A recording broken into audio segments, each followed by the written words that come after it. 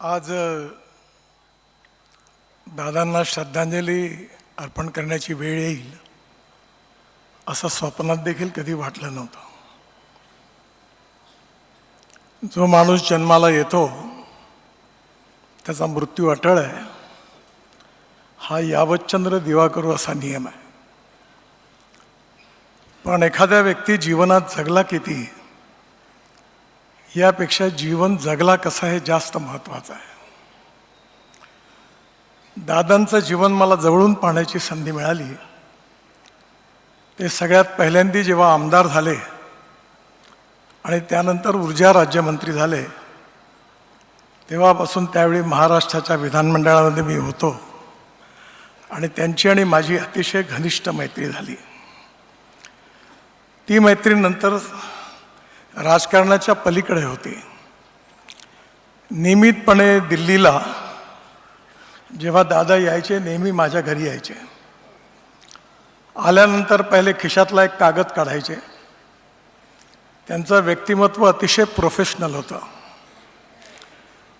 Administrative ability जशी होती तशी डिसिजन मेकिंग कॅपॅसिटी पण होती, विकासाची दृष्टी पण होती आणि कठोर निर्णय घेण्याची हिंमत पण होती.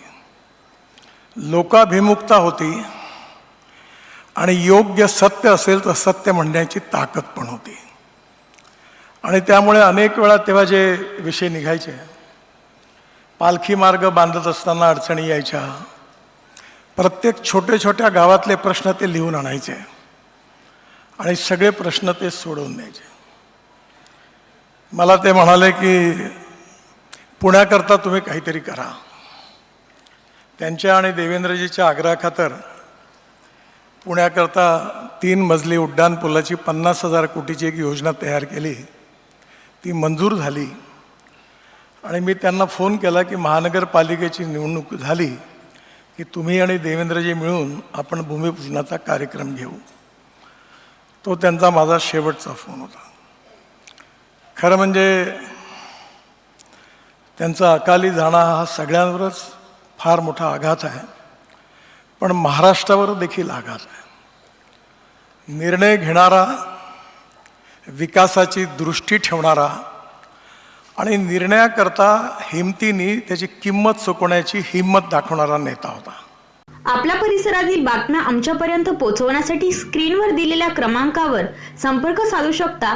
दूरध्वनी क्रमांक 8652414343.